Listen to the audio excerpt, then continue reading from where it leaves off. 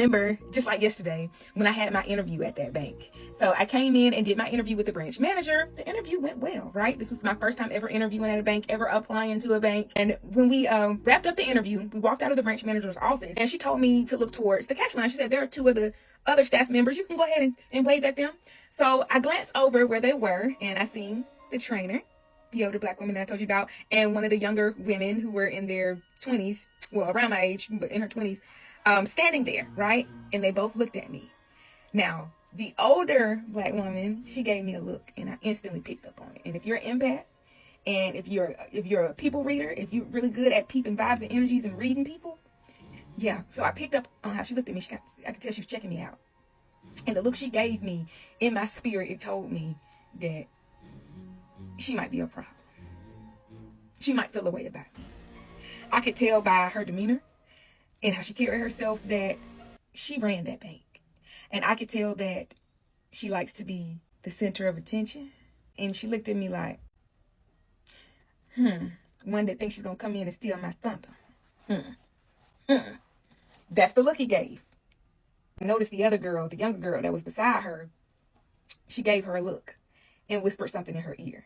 And they started whispering. Like, I already knew what time it was. Like, I already peeped that, okay? So that was my first instinct. That's what I first seen. That was my first visit to the branch in my interview. That's what I initially seen. That was the energy that I initially felt. That energy already. Haven't even started. Haven't even got the job yet. This was the interview, right? And that's why I always tell you guys, like when I did my series on toxic environments and jobs that might potentially be toxic, always peep the energy during the interview. Even before the interview, if you can just go in and peep the vibes and the energy of the environment, check it out before applying if you can. But yeah, just check it out. Pay attention to the staff, the environment, the energy, the management, the people, their facial expressions. Like, just peep all of that, right? Of course, I didn't know any better then. I remember waking up in the morning with that pit in my stomach because I dreaded going to work because I was miserable. I remember waking up in that feeling and peeling myself out of bed.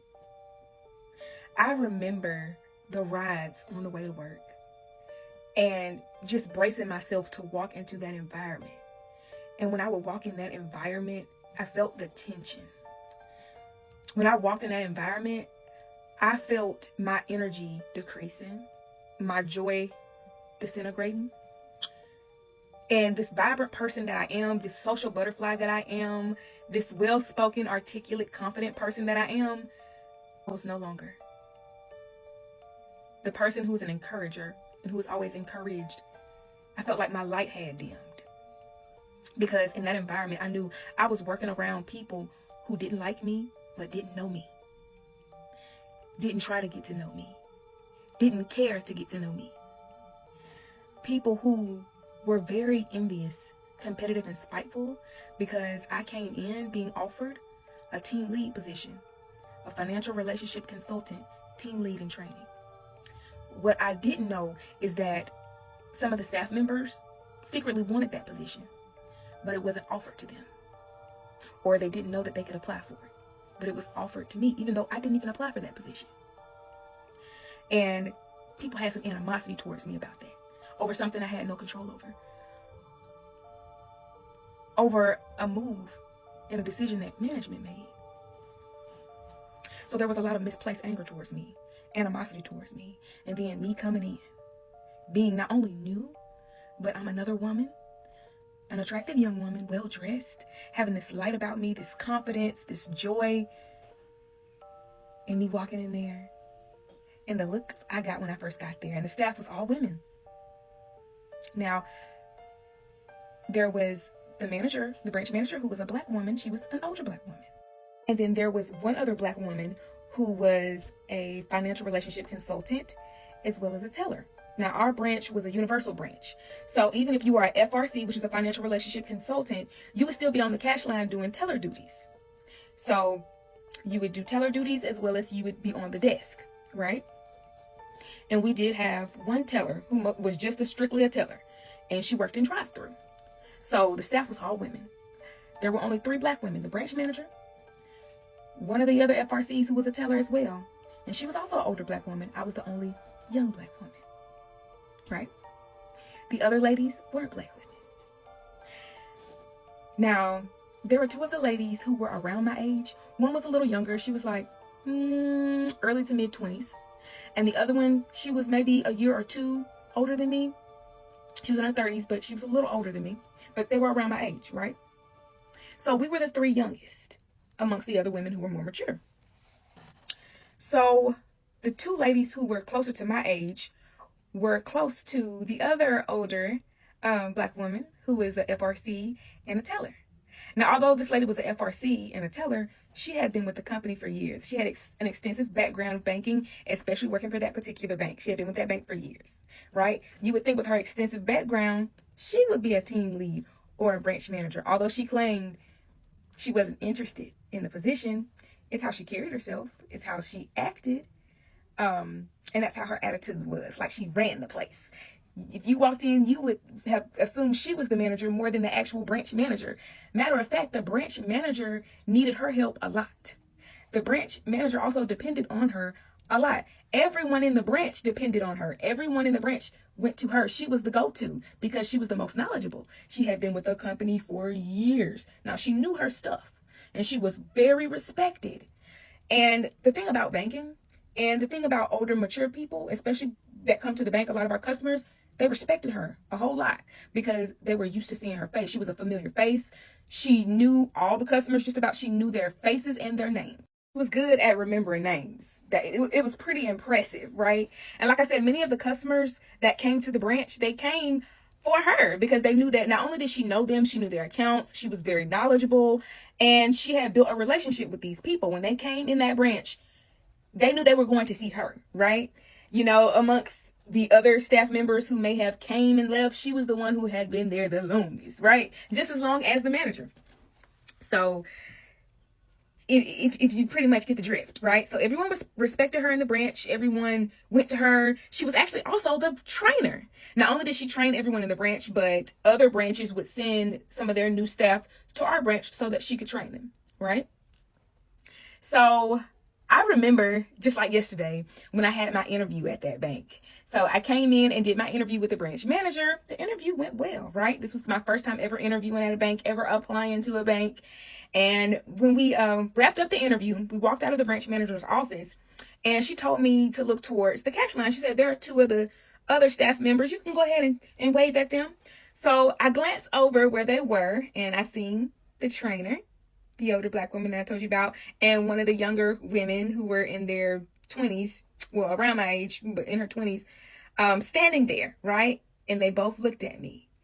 Now, the older Black woman, she gave me a look, and I instantly picked up on it. And if you're an empath, and if you're a people reader, if you're really good at peeping vibes and energies and reading people, yeah. So I picked up on how she looked at me. I could tell she was checking me out. And the look she gave me, in my spirit, it told me that she might be a problem. She might feel a way about me. I could tell by her demeanor and how she carried herself that she ran that bank. And I could tell that she likes to be the center of attention.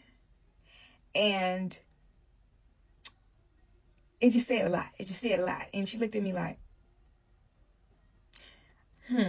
one that thinks she's going to come in and steal my thunder. That's the look he gave. And I noticed the other girl, the younger girl that was beside her, she gave her a look and whispered something in her ear. And they started whispering.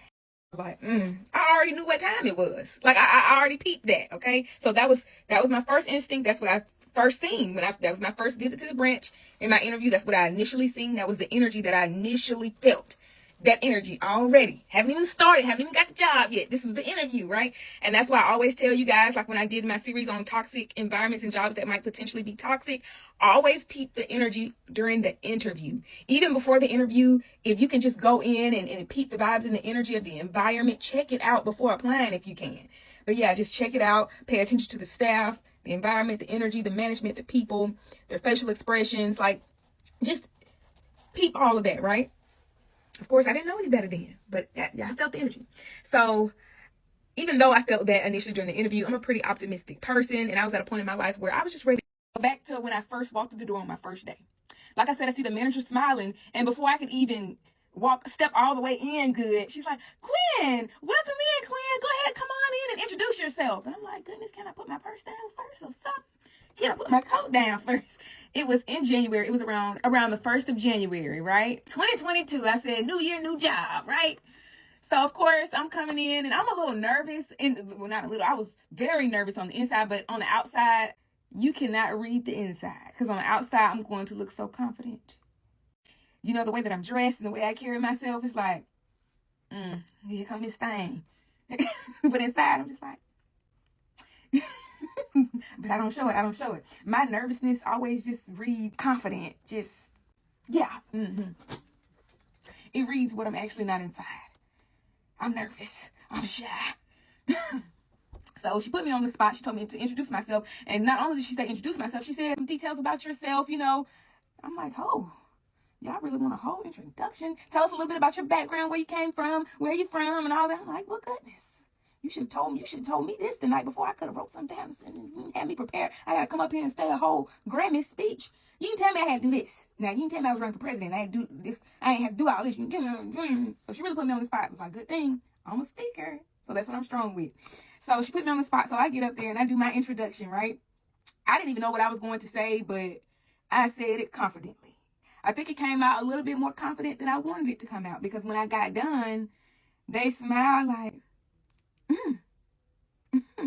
oh, she really thinks she's something.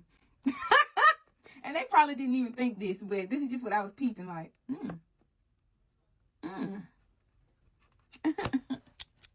Little dry clap.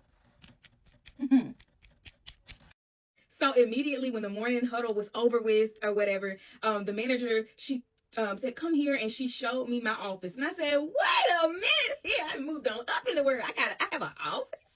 I have an office. So she takes me. She said, let me show you your office. Look, acting like it's not fazing me. Okay. All right, Miss Girl. So I followed the branch manager, and she showed me my office, and it was a nice little cozy office. It had a window, had a good, nice little view. You know, I go in, and then I see this basket, and it's like a welcome basket full of little, you know, little snacks and goodies inside the basket. I'm like, for me? An office and a little goodie basket not for little me. The manager, she really made me feel welcomed, like, especially initially. Oh, it's like she was excited to have a team lead, because like I told you, the team lead assists the branch manager. The branch manager and the team lead is basically like Batman and Robin, peanut butter and jelly. You know, we're a duo. I was just excited. So I was so grateful to get that basket and to see my office. And she let me know, you know, here's your office, and we'll get your nameplate soon. And then she was telling me, you know, the first few weeks you're going to be doing these training courses online on your computer here. So you'll mostly be in the office. So I was isolated inside my office for the first few weeks, you know, doing learning courses and modules and taking tests. I haven't did something like this since school, honey, since school. Like, this feel like I'm taking SAT. Like, with these modules and tests and trainings, I like hands-on training. I don't like this. But you know what? If the job requires it, I'm going to do it. Like, first day, out of the morning huddle, like, she really did not play. Like, she was like, okay, let's go ahead and get started. Here's your login information. Let's go ahead, click that right there. Boom, boom, boom, boom, boom. All right, go ahead and start reading. And then you make sure you pay attention to everything, because you're going to take some tests and all of that. Now, initially, she didn't tell me the time frame I had. She just said, you know, just go through it. Every day you'll have courses to take and modules. And I started on the training courses. Like I said, initially she told me, take your time, you know, no rush, just take your time. Make sure you read carefully through everything. Make sure you take the test. Make sure you pass each test, because you can't move on to the next module or course until you pass the test. You have to make at least 80%, right? When she told me to take my time, I guess I took that a little too literal, because I took my precious time, because it's like I wasn't in a rush to get out there on that floor. I wasn't. What I noticed instantly is that was a busy branch. That was the busiest side of town. It was very busy in that branch. There were no dry moments. I'm sitting in my office, and I have a big window in my office. I had blinds, so I could close the blinds if I wanted privacy or whatever, but I kept the door closed mostly. So sometimes I would open the blinds, because I don't like to be really closed in and isolated in a place. But I would open the blinds, and every time I open those blinds, I seen long lines at the cash line. People just coming in, traffic left and right. I'm like, I didn't know this many people still came inside the branch with when you can go through the drive-thru, there's ATMs, there's online banking, there's the apps. Like, people still coming in the bank. Like, we don't have the apps, we don't have ATMs.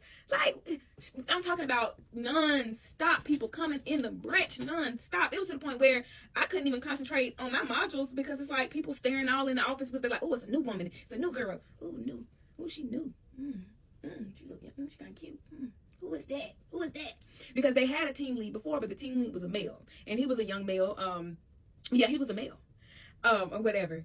And so they were used to him. So they seen a woman, a young woman at that, sitting in his office, and they're like, who is that?